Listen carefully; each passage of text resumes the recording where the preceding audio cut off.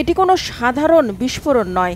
এই ভয়াবহ বিস্ফোরণটি ঘটেছে ইরানের মিসাইল তৈরিতে ব্যবহার করা রাসায়নিক উপাদান ভর্তি কন্টেনারগুলোতে, যা রাখা ছিল দেশটির সবচেয়ে বড়, আধুনিক ও গুরুত্বপূর্ণ বাণিজ্যিক সমুদ্র বন্দর শহীদ রাজিতে, যেখান থেকে পৃথিবীর মোট উৎপাদিত তেলের 1/5 পরিবহন করা হয়। কন্টেনারগুলোতে বিপুল পরিমাণ দাহ্য পদার্থ থাকায় বিস্ফোরণের পর মুহূর্তেই আগুন ধরে যায়। বিস্ফোরণটি এতই শক্তিশালী ছিল যে বন্দরের প্রশাসনিক ভবন পুরোপুরি ধ্বংস হয়ে গেছে, চুরমার হয়ে গেছে আশপাশের ভবনগুলো, এমনকি ব্যাপক ক্ষতিগ্রস্ত হয়েছে রাস্তায় দাঁড়িয়ে থাকা বহু যানবাহন।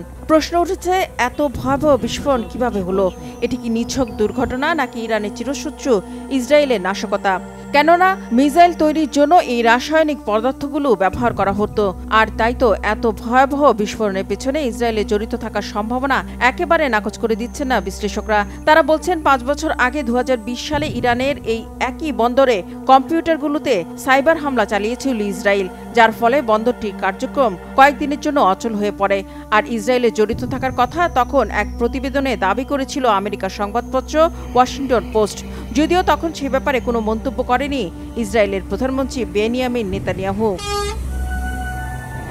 তবে শনিবারের এই বিস্ফোরণে ইসরায়েল জড়িত রয়েছে কিনা সে বিষয়ে কোনো মন্তব্য করেনি ইরান। তবে প্রাথমিকভাবে ইরানের কর্তৃপক্ষের ধারণা, রাসায়নিক পদার্থগুলো সঠিকভাবে রাখা ছিল না, বন্দরে থাকা দাহ্য পদার্থ সংরক্ষণে অবহেলার ইঙ্গিত দিয়েছে তারা। তবে বিশ্লেষকরা ইসরায়েলের ষড়যন্ত্রের বিষয়টি নাকচ করে দিচ্ছেন না, কারণ গাজা ইস্যুকে কেন্দ্র করে ইরানের উপর হামলার পায়তারা করছে ইসরায়েল। পরমাণু ইস্যুতে ইরান ও যুক্তরাষ্ট্রের মধ্যে তৃতীয় দফা আলোচনা বসার আগে এই বিস্ফোরণ ঘটল। ফলে এই বিস্ফোরণ আঞ্চলিক নিরাপত্তা ও কূটনৈতিক প্রচেষ্টায় নতুন চাপ তৈরি করতে পারে বলে মনে করছেন বিশ্লেষকরা। রিফাত জামান, বাংলাভিশন নিউজ ডেস্ক।